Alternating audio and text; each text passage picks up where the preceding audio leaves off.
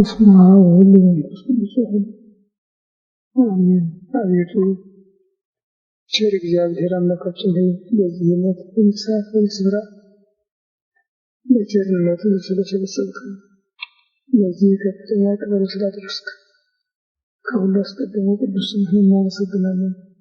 ቸር እግዚአብሔር አምላካችን ሆይ ሁለት ወይም ሶስት ሆናችሁ በስሜ ከተሰበሰባችሁበት እኔም ከዚያ በመካከላችሁ እገኛለሁ ብለሃልና በመካከላችን እንድትገኝልን ልናውቀው የሚገባንን የሚጠቅመንን ትምህርት እንድታስተምረን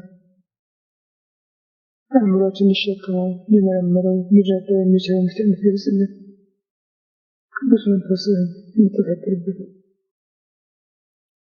ሀገራችን ኢትዮጵያን ኦርቶዶክሳዊ ተዋሕዶ ቤተክርስቲያናችንን ክርስቲያን ሕዝብህን በቸርነት እንድታስብልን መዓቱን በምሕረት ቁጣውን በትዕግስት እንድትመልስልን ክፉን ነገር ሁሉ እንድታርቅልን ከመከራት ጋር ከመክረፍ እንድትጠብቀን እንለምንሃለን እንማልድሃለን። ክብር ምስጋና ለአብ ለወልድ ለመንፈስ ቅዱስ ዛሬም ዘወትርም ለዘላለሙ አሜን። አባታችን በሰማይ የምትኖር ስምህ ይቀደስ፣ መንግሥትህ ትምጣ፣ ፈቃድህ በሰማይ እንደሆነች እንዲሁም በምድር የዕለት ምግባችንን ዛሬ ስጠን፣ በደላችንን ይቅር በለን እኛም የበደሉንን ይቅር እንደምንል። አቤቱ ወደ ፈተና አታግባን ከክፉ ሁሉ አድነን እንጂ መንግሥት ያንተ ናትና ኃይል ምስጋናም ለዘላለሙ አሜን። እመቤታችን ቅድስት ድንግል ማርያም በመልአኩ በቅዱስ ገብርኤል ሰላምታ ሰላም አለሽ።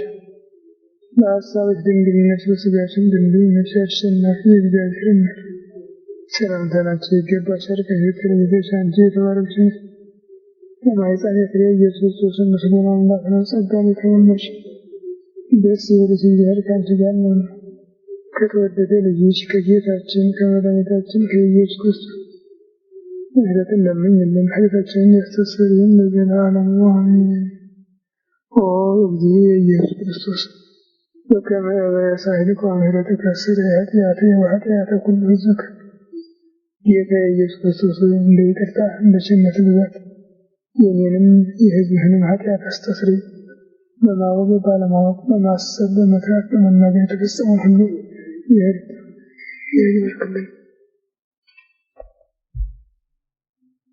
ግንቦት 7 ቀን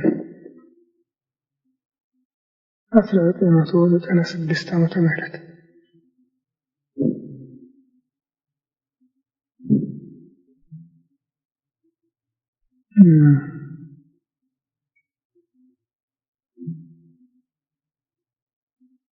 ሰባት የሚለውን ቁጥር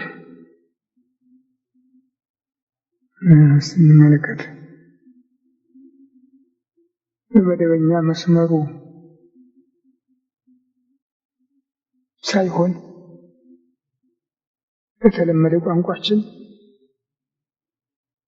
በየወሩ 7 ቀን የሥላሴ በዓል እናከብራለን። መሰረቱ ግን ሐምሌ 7 ነው።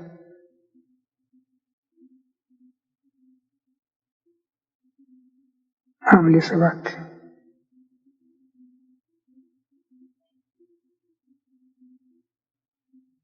በብሉይ ኪዳን የወር በዓል የሚባል መባቻ ብቻ ነው። የጨረቃ በዓላት ዛሬ እስላሞች የጨረቃ በዓላት እንደሚሉት የብሉይ ኪዳኑ አቆጣጠር የጨረቃን በዓል የተከተለ ስለነበረ ያ የመባቻ ቀን በየወሩ ታስብ ነበር። በአዲስ ኪዳን ግን የዓመት በዓላት ነው ያሉት። አንዳንድ ሰዎች በራሳቸው ፈቃድ በሰዓት ያደርጋሉ እና ያንንም በየወሩ እናከብራለን ብለው ቃል ይገባሉ። በዚህ መሰረት ቁርባን ልምድ እየሆነ መጣ እንጂ በቤተ ክርስቲያን ያለው የዓመት ነው። እንደገና አሁንም ከአፄ ዘርዓ ያዕቆብ ዘመን ወዲህ በየወሩ የጌታችን በዓል የዕለተ ዕረፍቱ መታሰቢያ የጌታም የልደቱ በዓል እንዲከበር ተለምዷል። እንዲያውም የጌታ የልደቱ በዓል ስም ወደ መሆን ደርሷል። በዓለ እግዚአብሔር እየተባለ ስም ወደ መሆን ነው የደረሰው። በዓለ እግዚአብሔር ማለት ስም አይደለም፣ የእግዚአብሔር በዓል ነው። የቀኑ ስም ነው የዕለቱ።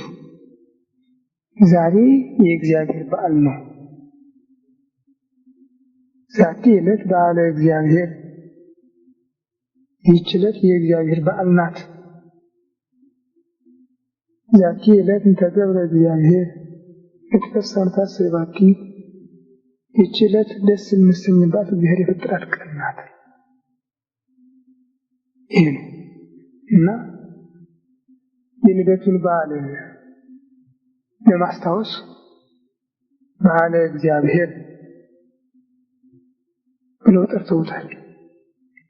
ይኸውም እንደው አይደለም በጎል ተጥሎ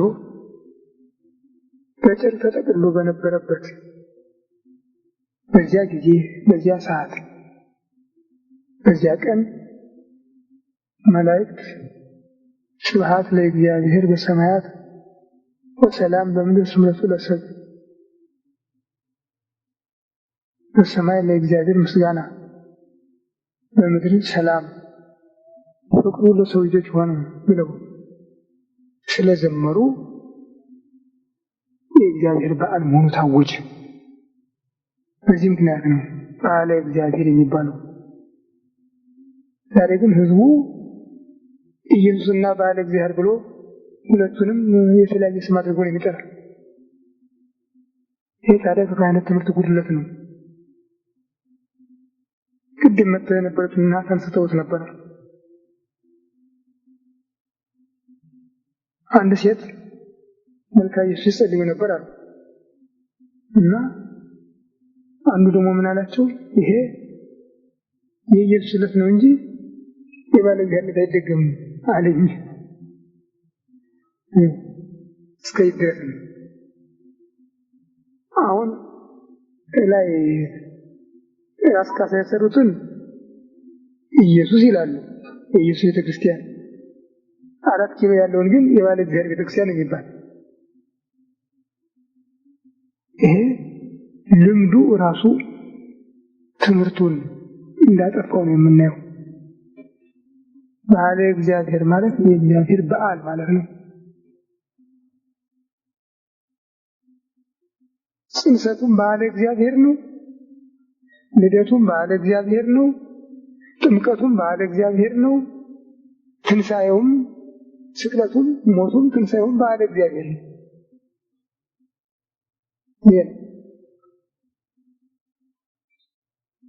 ግን አንዳንድ ነገሮችን ለማስተማር ሲባል የተወሰዱ ነገሮች ኢየሱስ የሚለው ስም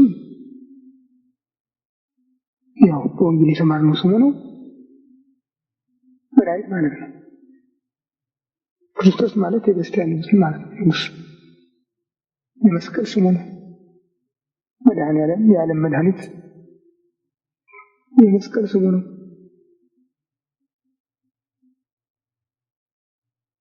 ዛሬ ግን ስቅለትና መድኃኔዓለምን ለይቶ የሚያውቅ የለም።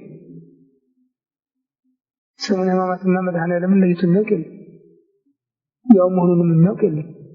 እንዲህ ያለ ችግር ነው ያለ። ታዲያ ከዚህ የባሰ ደግሞ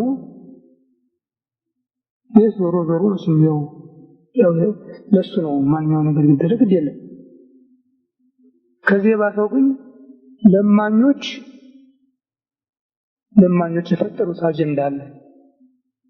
ለአንድ ልደታ በሁለት ታዲዮስ ነው፣ በሶስት በአታ በአራት ዮሐንስ በአምስት አቦ ብለው የፈጠሩት አጀንዳ አለና ዛሬ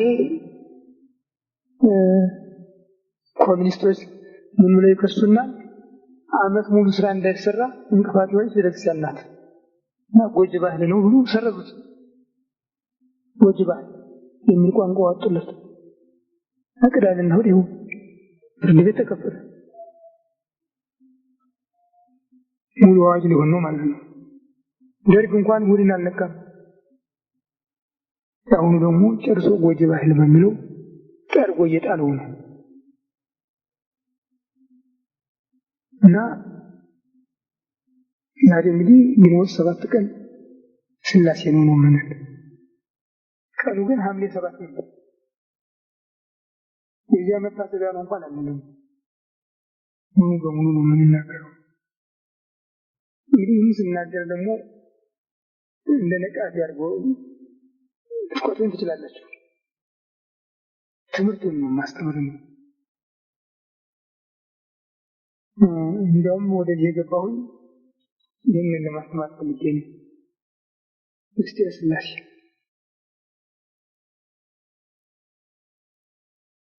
ሥላሴና እግዚአብሔር የሚለውን ስም እንኳን ለይተን አናውቅም። አንድነት እንዳለው ልዩነት እንዳለውም አናውቅም።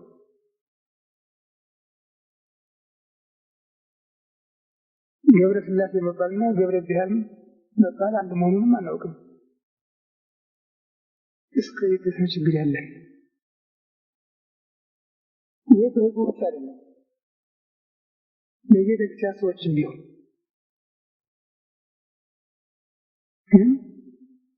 እግዚአብሔር ማለት አብ ወልድ መንፈስ ቅዱስ ማለት ነው። አብ ወልድ መንፈስ ቅዱስ ማለት ደግሞ አንድ አምላክ እግዚአብሔር ማለት ነው። ያን ነገር እግዚአብሔር ባልን ጊዜ አንድ አምላክ አብ ወልድ መንፈስ ቅዱስ ማለታችን ነው።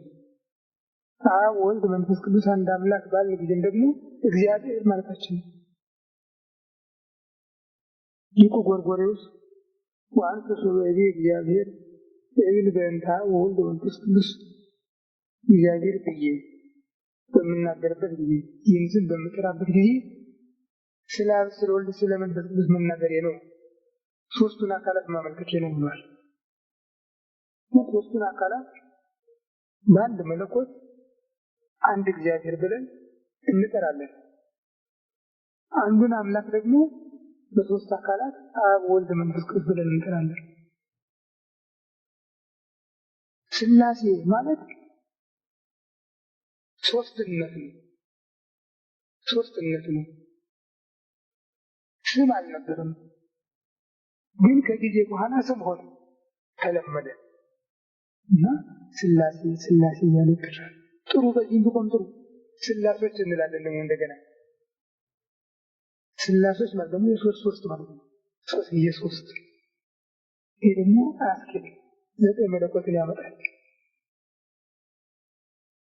የአማርኛው ብዢ ሥላሶች ሶስቱ ሥላሴ ስንል ሶስት ጊዜ ሶስት ይመጣል።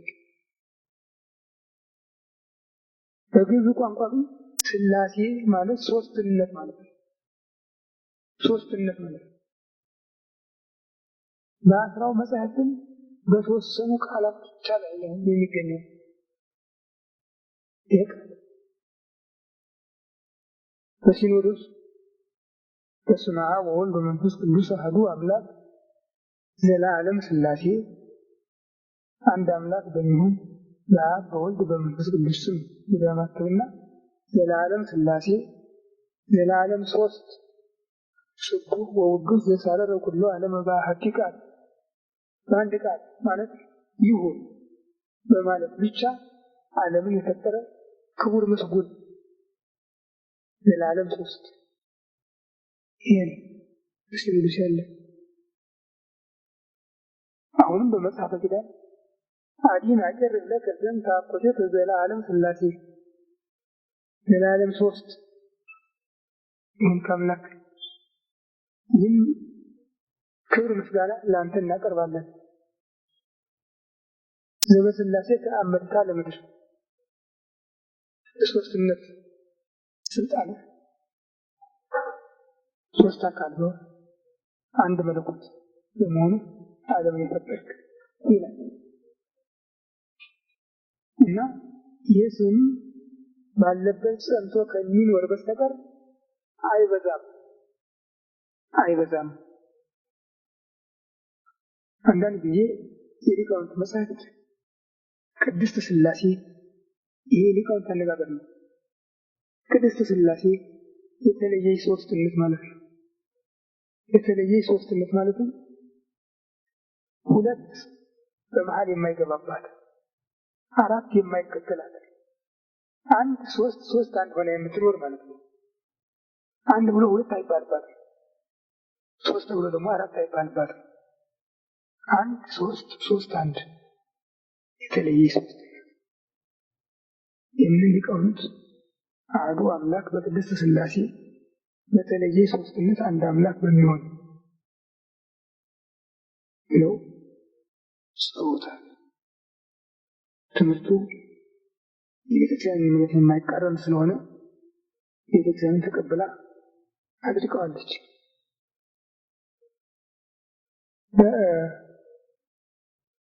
አንዳንድ ሰዎች በጌታ አንቀጽ ስለምን ሆነ ብለው ይናገራሉ። ሴትና ወንድ አይልም። የቋንቋ ጉዳይ የተለየች ሶስትነት ነው እንጂ የለም። በወንድ አንቀጽም ስሉስ ቅዱስ ልዩ ሶስት ብሎ ይገኛል። ስሉስ ቅዱስ ስሉስ ቅዱስ ስሉስ ዘይትነገር የማይመረመር ልዩ ሶስት ይላል። አሁንም ልዩ ሶስት ሲል ቅድም እንዳልኳችሁ ሁለት በመካከሉ የሌለበት አራት የማይከተለው ቁጥር ማለት ነው። ልዩ ቁጥር ለፈጣሪ ለፍጡር የማይነገር ማለት ነው። ከዚህ አልፎ ግን ሶስቱ ሥላሴ ወይም ሥላሶች ብሎ መናገር አይቻልም። አይቻልም። ለምን? ሥላሶች ካለም ወይም ሶስቱ ሥላሴ ካለም ወደ 9 ነው የሚያደርሰው። ሶስትን በሶስት አባዝቶ 9 መለኮት የሚያሰኘው ነው እና ከዚሁ ከሶስት አይወጣም አይወርድም።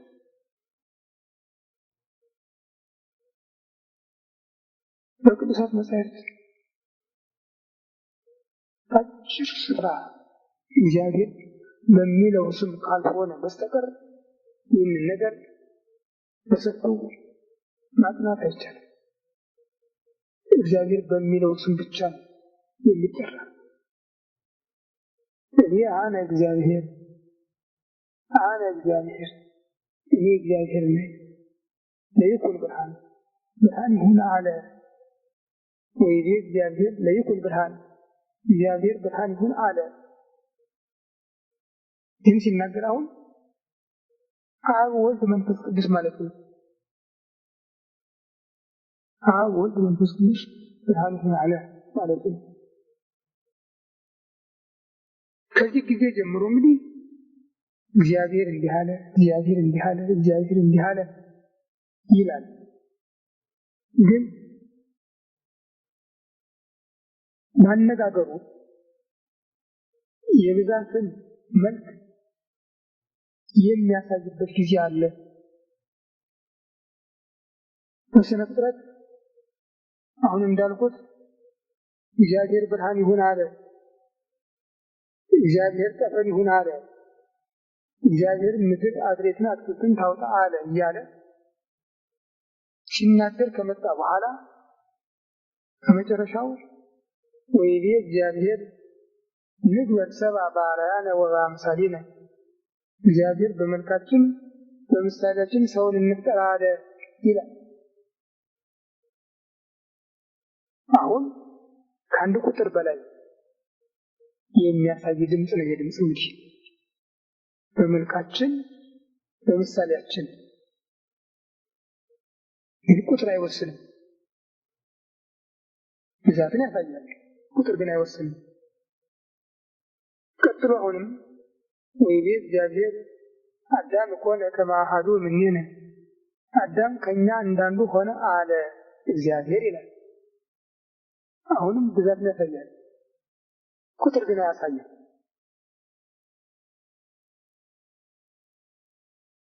በዚህ አይነት ድምፅ እስከ አብርሃም ዘመን ቆይቷል።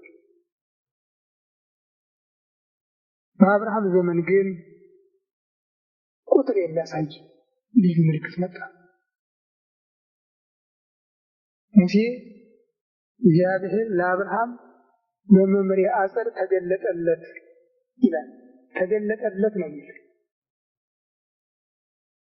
ዓይኑን ባነሳ ጊዜ እነሆ 3 ሰዎች አየ።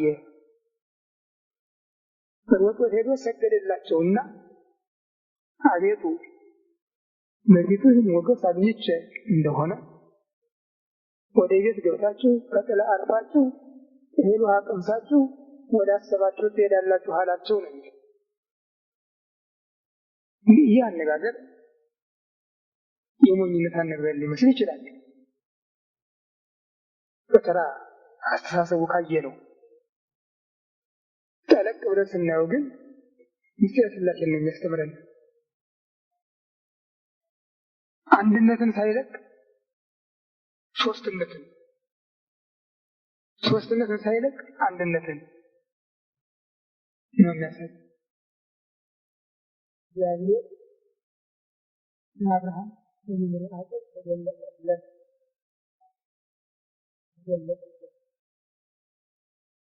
የአይምሮ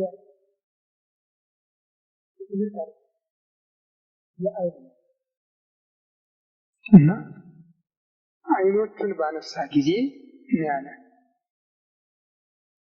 3 ሰዎች አየ። ተገለጡለት አላለም፣ ተገለጠለት ያለ። ዓይኖቹን ባነሳ ጊዜ 3 ሰዎች አየ። ሮጦ ሄዶ ሰገደላቸውና ይላል። አሁንም ሶስትነትን እናጸና ነው። እንደገና ተመልሶ እንደሆነ የሚለው አቤቱ በፊትህ ሞገስ አግኝቼ እንደሆነ፣ በፊትህ ነው የሚለው። በፊትህ ሞገስ አግኝቼ ከሆነ ወደ ቤት ገብታችሁ ከጥላ አርፋችሁ እህል ውሃ ቀምሳችሁ ትሄዳላችሁ አላቸው ነው የሚለው። እህል ውሃ ቀምሳችሁ ወደ አስባችሁ ትሄዳላችሁ አላቸው ነው የሚለው። እንዳላደረገ ነው የሚለው። ወደ ቤት ገቡ፣ ያቀረበላቸውን ሁሉ በሉ፣ ጠጡ እና በመጨረሻ ምን አለው? አመ ከመ ዮም እገብእ ኀቤከ፣ ከርሞ እንደ ዛሬ ወደ አንተ እመለሳለሁ። ከርሞ እንደ ዛሬ ወደ አንተ እመለሳለሁ። ሚስትህ ወንድ ታገኛለች። እኛ ወደ አንተ እንመለሳለን አይደለም ያለው፣ እኔ ወደ አንተ እመለሳለሁ ነው ያለው። አሁንም አንድነቱን ሶስትነቱን እንደጠበቀ ነው ያለው። እኔ በሚለው ቃልም እሱ በሚለው ቃልም ይናገርበታል። ግን ያው በአካል 3 በመለኮት አንድ የሆነው አምላክ ነው ይህን ስራ የሚሰራው። ምናልባትም ይህን መለሳለት ያለው ወልድ ነው ብለን እናስብ ይሆናል። አይደለም። የሶስቱም ሐሳብ የሶስቱ ፈቃድ አንድ ስለሆነ በአንድ ፈቃድ በአንድ ቃል የተነገረ ነው። ለዚህ ነው ሊቁም ቅዱስ እግዚአብሔር አብ ዘሰምረ ኪያኪ ወቅዱስ ወልድ ዋሕድ ዘኀደረ ውስተ ከርሥኪ ወቅዱስ ጰራቅሊጦስ መንፈስ ቅዱስ ያጽናኪ፣ የልጁ እናት እንድትሆኚ የመረጠሽ እግዚአብሔር አብ ቅዱስ ነው፣ በማኅፀንሽ ያደረ እግዚአብሔር ወልድም ቅዱስ ነው፣ ያጸናሽ እግዚአብሔር መንፈስ ቅዱስም ቅዱስ ነው ብሎ ሶስቱንም በአንድ ግብር አጠቃሎ ያቀረበ በዚህ ምክንያት ነው። ታዲያ ይህ ሁኔታ መቼ ነው የተፈጸመው ብንል ሐምሌ 7 ቀን ነው። ሐምሌ 7 ቀን ነው ለአብርሃም የተገለጸበት። ይህንን ተቀብላ ቤተክርስቲያን እግዚአብሔር በአካል 3 በባህሪ በመለኮት አንድ ብላ ታስተምራለች። ኋላም ጌታ በመጣ ጊዜ በዕለተ ጥምቀት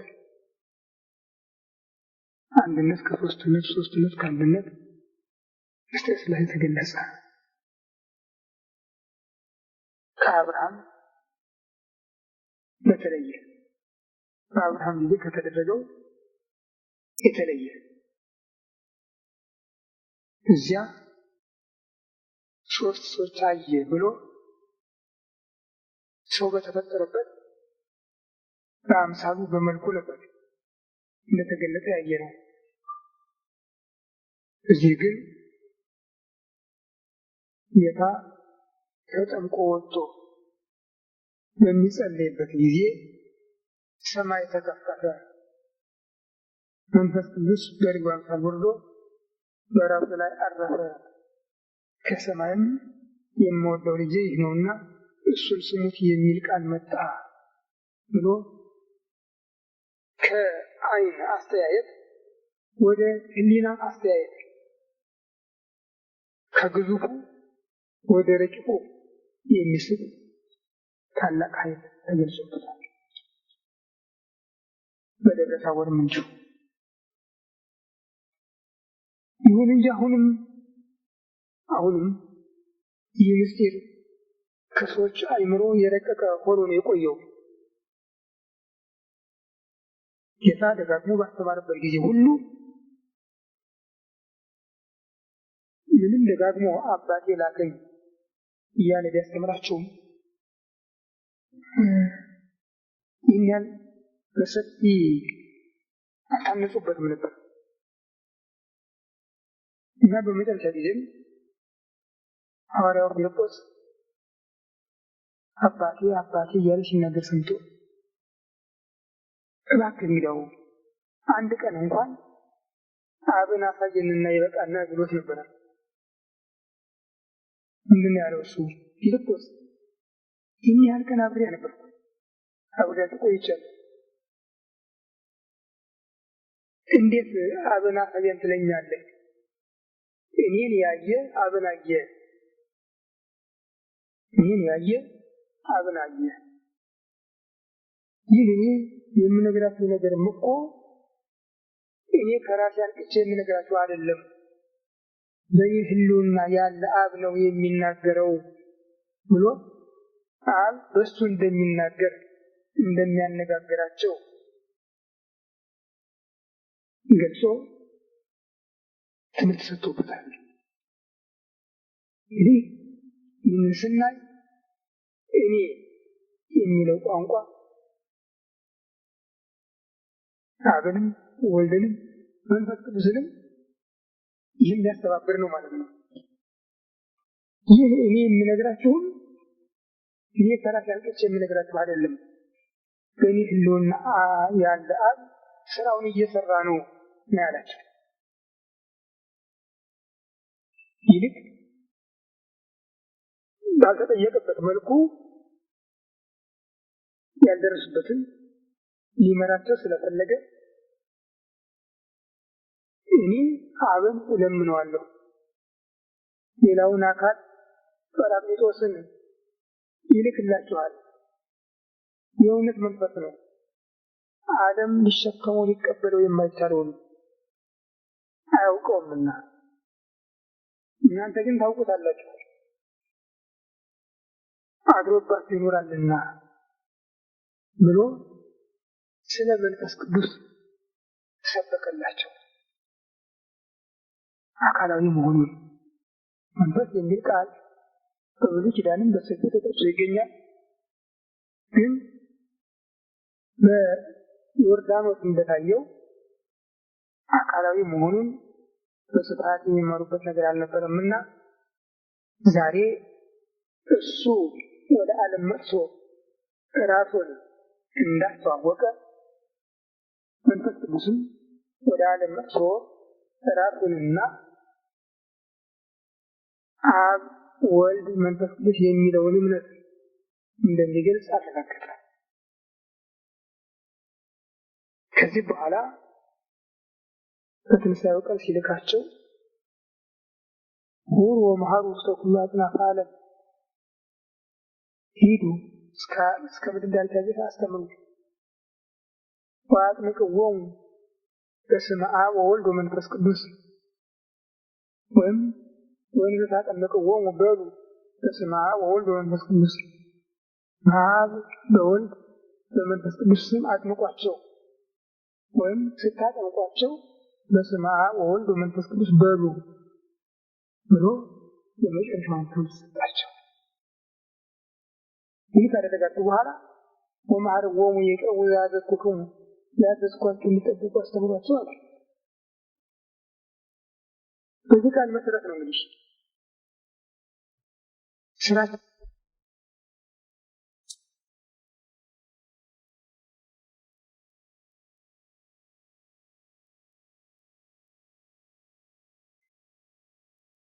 በዚህ ቃል መሰረት ነው እንግዲህ ስራችንን ስንጀምር በስመ አብ ወወልድ ወመንፈስ ቅዱስ ብለን የምንባርክ ራሳችንን አትገጽ በስመ አብ ወወልድ ወመንፈስ ቅዱስ አትገጽ በስመ ሥላሴ ብለን በመስቀል ምልክት በሥላሴ ስም ራሳችንን የምንባርክ በሉ በስመ አብ ወወልድ ወመንፈስ ቅዱስ ያለውን ተቀብለን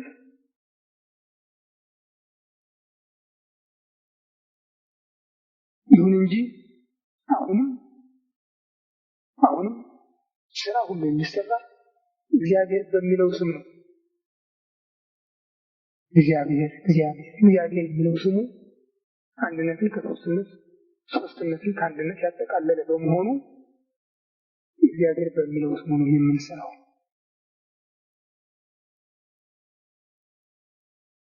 ታዲያ የክርስትና ትምህርት ጥልቅና ረቂቅ ስለሆነ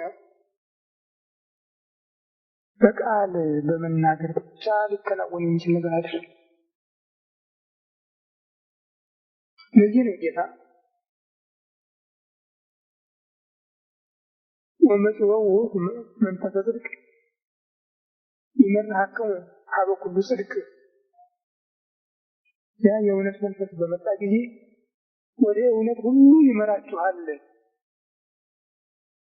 እኔ የነገርኳችሁን ያሳስባችኋል ያላቸው።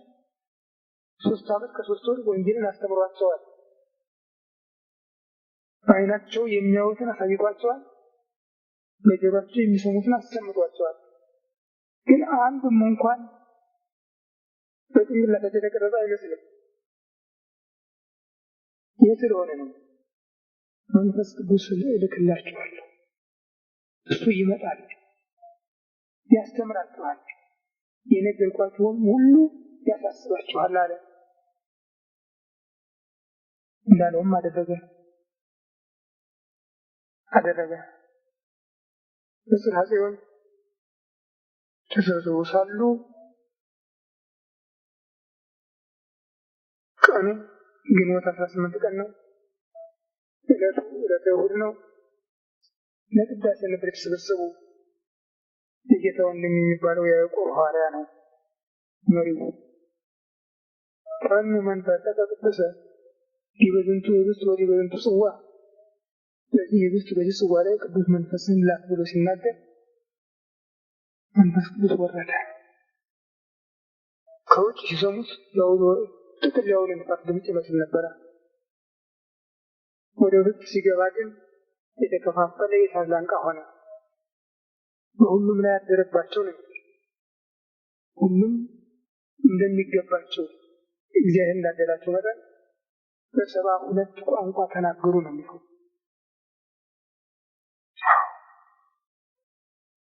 ሲያቤተሰቦች በሙሉ አንድ እሳት ተቀበሉ፣ አንድ እሳት ጽዋ ጠጡ። የዓለምን ቋንቋ በአንድ ጊዜ አወቁ። ቋንቋው ብቻ አይደለም፣ አሁን ባለቤት እንደተናገረ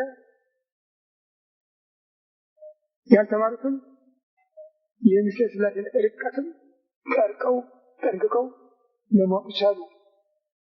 ጌታ የነገራቸውንም ለማሰብ ለማስተዋል በቁ።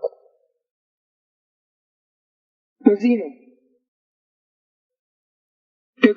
ደጋግሞ የሰው ልጅ እያለ ራሱን ሲጠራ የነበረውን መምህራቸውን ጌታችን አምላካችን ብለው ለማመን የበቁ፣ በእርግጥም የእግዚአብሔር ልጅ ነው ብለው ለማመን የበቁ መንፈስ ቅዱስን ከተቀበሉ በኋላ ነው።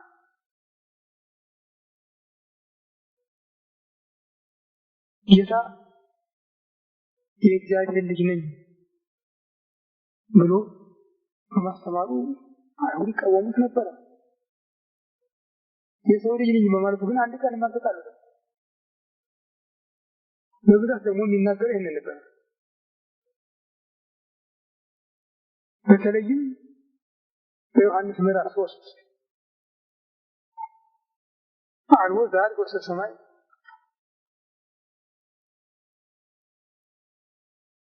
ገነነ ወረደ ሰማይ ወልደ እጓለ እመሕያው፣ ወደ ሰማይ ይወጣ የለም ከሰማይ ከወረደው ከሰው ልጅ በቀር ዘውት የነበረ በየማነ እግዚአብሔር፣ እሱም በእግዚአብሔር ሪና በእግዚአብሔር ቀኝ ያለው ነው ብሎ ከተናገረ በኋላ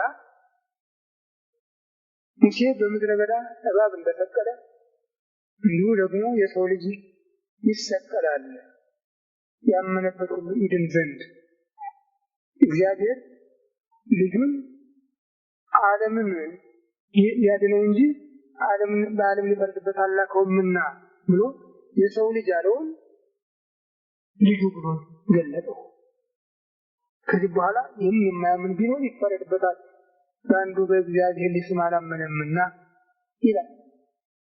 እንግዲህ ይህንን ቃል አስተውሎ ለመጠቀም፣ ለመቀበል፣ ለመማር፣ ለማስተማር የመንፈስ ቅዱስ ኃይል ካልተጨመረበት ይከብዳል።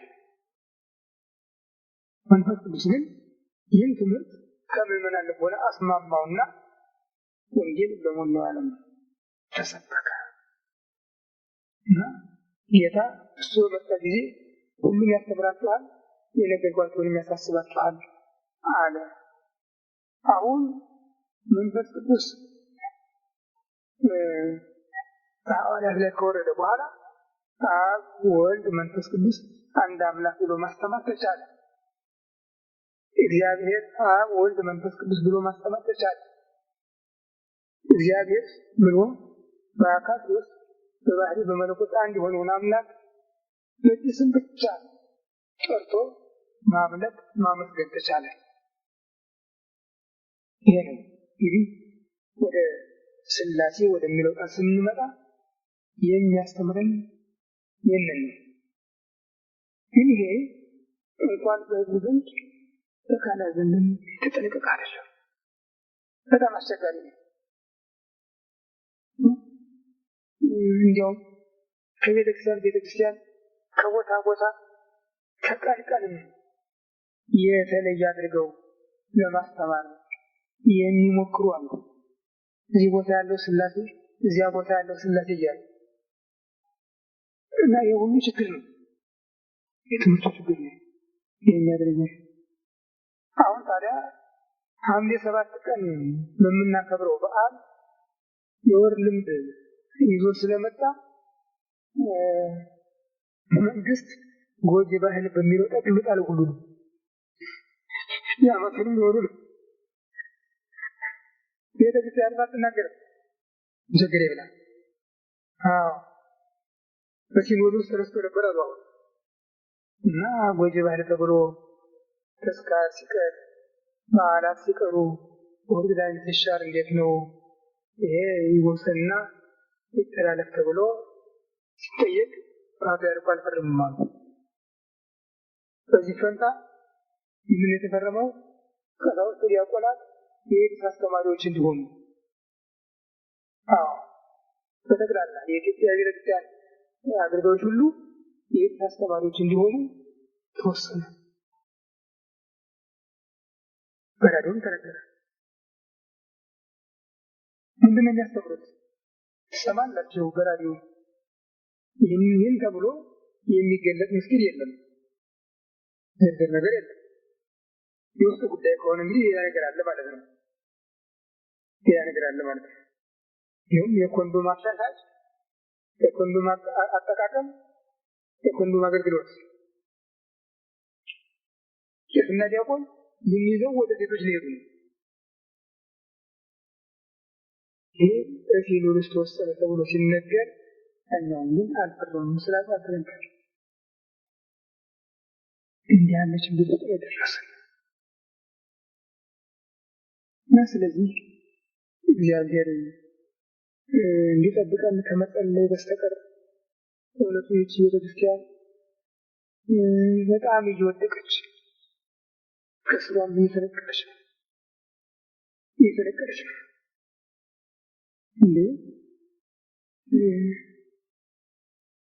እንጃ ምን አይነት ህዝቡ ምን አይነት አስተሳሰብ እንዳለው አላውቅም። የእስላምም የራሱን እንደጠበቀ ነው፣ የካቶሊኩም የራሱን እንደጠበቀ ነው፣ ፕሮቴስታንቱም የራሱን እንደጠበቀ ነው። ሁሉም ግን ተባብረው የዚችን ቤተክርስቲያን ባህልና ስርዓት ለመለወጥ የሚደፉ ግዝረት ይላሉ። ግዝረት እኮ ከሰው አለ የተገኘ እግዚአብሔር እኮ ያዘዘ እግዚአብሔር ሰው አለ የፈጠረው ይህንን ነገር።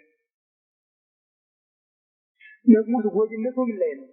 እስከዛሬ ኑሮ የለም ወይ? ከተሰራበት ጊዜ ጀምሮ 3000 ዓመት ነው።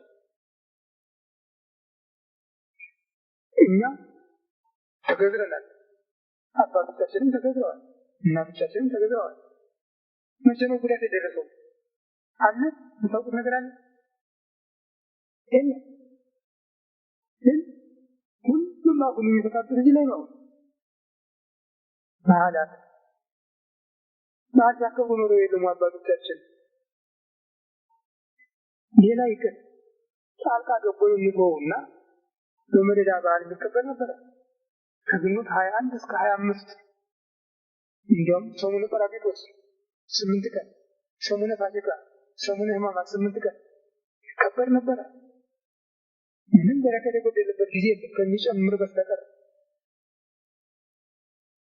የሚገርማችሁ ነገር የድሮ ውሃ ዓርብ ነው የሚቀዳ። የቅዳሜ ሰንበት ውሃ ዓርብ ይቀዳል፣ እስከ ሰኞ ድረስ አይቀዳም።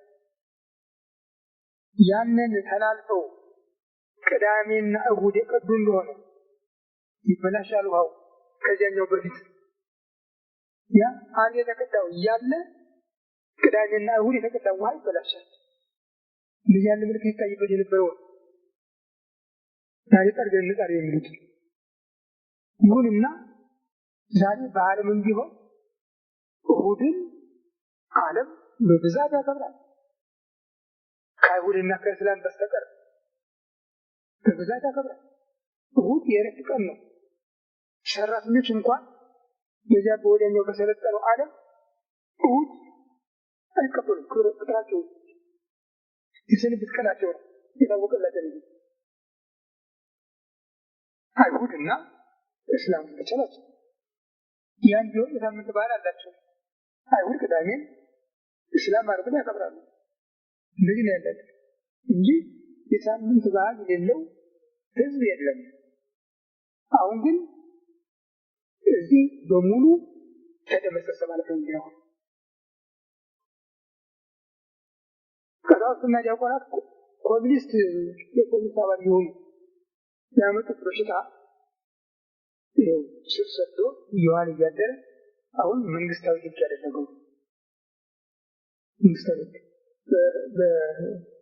በህገ መንግስቱ መንግስት በሃይማኖት አይገባም የሚለው ነገር ቀርቶ አሁን ግን ስርዓተ ቤተክርስቲያን ጠራቂ ከጀማቱ ጎጂ ባህል ነው وجب علينا ይህነት የመጣ ማለት በማክበር ምክንያት ነው። ይህነት የመጣ የሙታን መታሰቢያ በማድረግ ምክንያት ነው።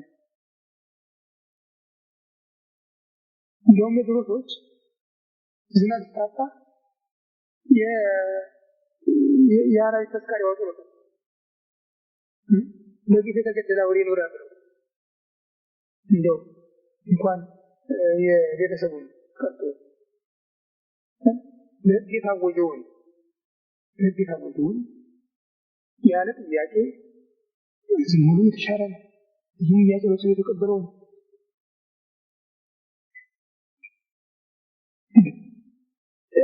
እንደምታውቁት እንደምሰሙት አንድ ሰው ታሞ ሄዶ ራሴን ወገዴን ብሎ ታሞ ሄዶ እዚህ ላይ ሊቆረጥም ሄድስ ነው እዚህ ላይ የሚወጋ ሄድስ ነው የሚል የትኛው ውጤት የለም።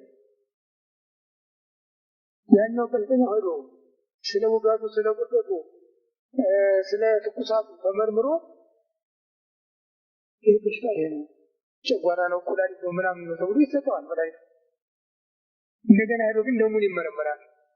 ደሙን ሲመረመር ኤክስ አለበት ይባላል። ያላመመው ታስቡ ይሄ ከየት መጣ? ለምን መጣ?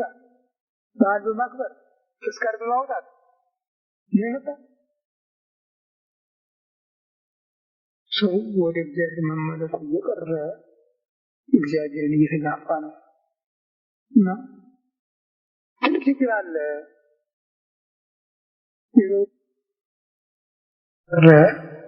እግዚአብሔርን እየተጋፋ ነው እና ትልቅ ችግር አለ። የዘውድ መንግስት የክርስትናውን እምነት ተጋፍቶ ጉልበት ሀብት ለመፈለግ ወደ አረብ ሲጠጋ ቤተክርስቲያንና መንግስት ተለያይተዋል የሚል ህገ መንግስት አወጀ፣ ወደቀ። የደርግ መንግስት ሁሉን ሲጋፋ ኖሮ በመጨረሻ የአረብን ሰይፍ የተሸለመ የአረብን ተራዛሚ ሰይፍ ወደቀ። አሁንም የገባ ነው ወደ እስላም ክልል ነው። ባለቤቱ ይመጣል። የሚያሳዝነን በመሃሉ የሚደርሰው ጉዳት ነው። ዝሆንና ዝሆን ሲታገሉ የሚደቀው መስኮት ቅጠሉ ነው። ህዝቡ ልቡን አጽንቶ ከእግዚአብሔር ጋር አልሆነም። እምቢ አለ። ቢነግሩት የማይሰማ ሆነ። ከበላዮቹም ከመንፈሳውያኑም ከስጋውያኑም በኩል የሚመራው አላገኘም። ከእግዚአብሔር ጋር የሚያጣላውና የሚያጋጨው እንጂ ከእግዚአብሔር የሚያስማማው አላገኘም። ስለዚህ የደረስንበት ሁሉ ፈተና ነውና ከዚህ ፈተና እግዚአብሔር እንዲያወጣን ሁላችሁ እባካችሁ ጸልዩ። እንጸልይ፣ ተባብረን እንጸልይ። እግዚአብሔር ሁላችንን ከክፉ ነገር እንዲሰውረን ፈቃዱ ይሁንልን።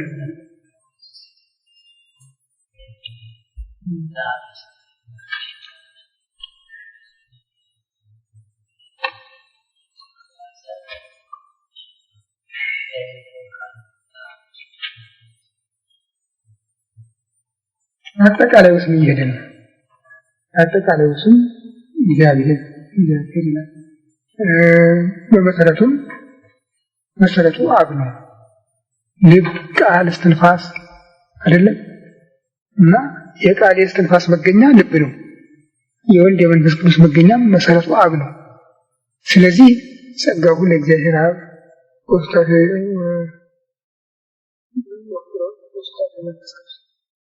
ያህል ላይ መስለክ ብሎ ይናገራል። በመሰረቱ ወደሻለ ነው እንጂ ያካስ ነው በተለይ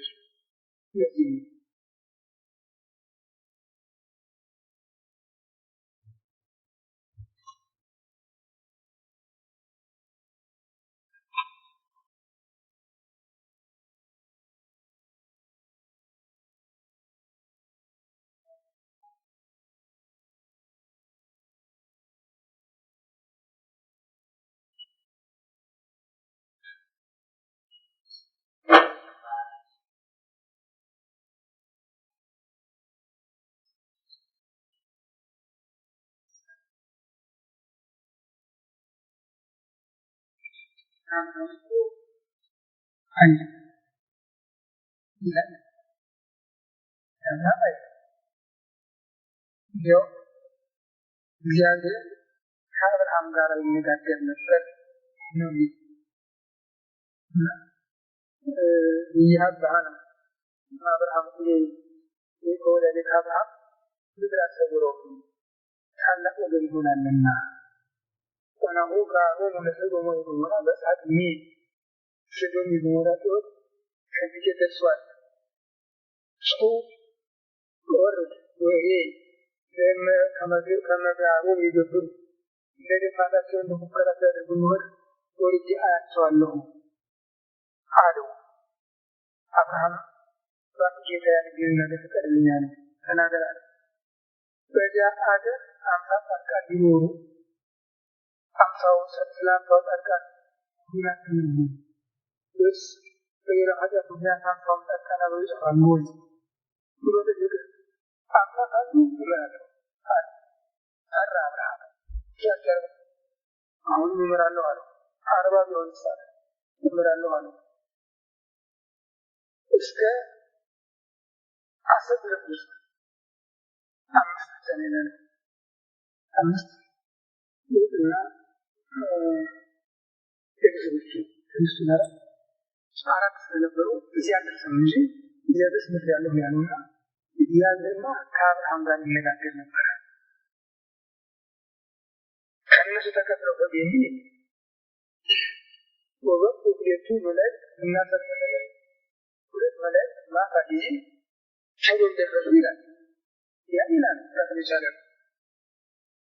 ይህንን ለማማታት የፈለጉ ናቸው ለተነስልኝ አይ ማናት መጣኝ ያየነ ኢላ ካነሱ ባታገኝ የሚለው ደግሞ ለተሳተ ነው ምግላቸው አይደለም የሚናገሩ ይልቅ አነጋገሩ ሸባው ቋንቋ ግን በግላቸው አይደለም እኛ ያለ የሚናገሩ እጄ ተጨምረው በየት ስንት ስለሚናገሩ እንጂ ይቻላል አይደለም ለምሳሌ ዳንዳን ጊዜ አባቴ ይሁን ነው የሚናገሩ አባታችን ብለው አባቴ እንጂ ስለሚናገሩ ሲናገሩ አባቴ ይሄው እኛ ቀደም ያቀርብላል ይላል አነጋገሩ የነገሰቱ ቋንቋ ነው ቁጥር የጨመረ ነው ብሎ ማለት ነው ያለ አሜን አቤቱ ቸርክ ያገራማታችን ይልበት በሚሳት በሚሰራ በቸርነት ስለተሰጠ ለዚህ ከፍነት ስለተሰጠ ከሁሉ አስቀድሞ ብዙውን እናመሰግናለን ቸርክ ያገራማታችን እስካለ ፍጻሜ ከእናንተ ጋር ላይ ይልሃልና እንዳትለየን እንዳትርቀን ስለታደገን እንደጠብቀን ከመከራ ስጋ ከመከራ ትነሰግረን እንለምንሃለን እንለምንሃለን ቸር እግዚአብሔር አምላካችን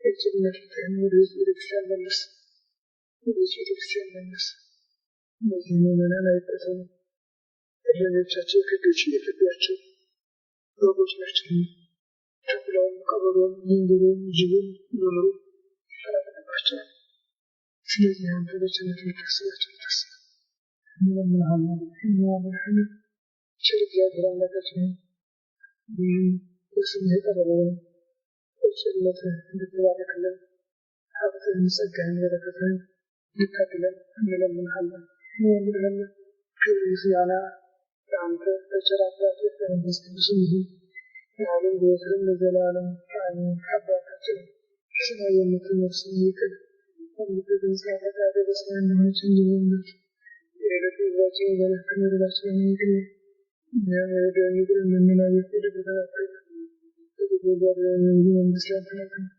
ኃይል ምስጋና ለዘላለም አሜን እመቤታችን ቅድስት ድንግል ማርያም መልአኩ ቅዱስ ገብርኤል ሰላምታ ሰላም ይልሻል በሐሳብሽ ድንግል ነሽ በሥጋሽም ድንግል ነሽ ያሸናፊ የእግዚአብሔር እናት ሰላምታ ላንቺ ይገባሻል ከሴቶች ተለይተሽ አንቺ የተባረክሽ የማኅፀንሽ ፍሬ ኢየሱስ ክርስቶስ ነው ጸጋን የተመላሽ ደስ ይበልሽ የአገር ጋር ወደሌሎች ከጌታችን ከመድኃኒታችን ከኢየሱስ ክርስቶስ ለሁሉም የሚሆን ሕይወታችንን ፍጹም ለዘላለም አሜን። ኢየሱስ ክርስቶስ ከማኅበረ ጻድቃን በምሕረቱ ከስር ኃጢአታችንን ጌታ ኢየሱስ ክርስቶስ እንደ ይቅርታ እንደ ቸርነቱ ብዛት የእኛንም የሕዝብህንም ኃጢአት አስተስርይ። በማወቅ ባለማወቅ በማሰብ በመስራት በመናገር በመጻፍ እንደዚህ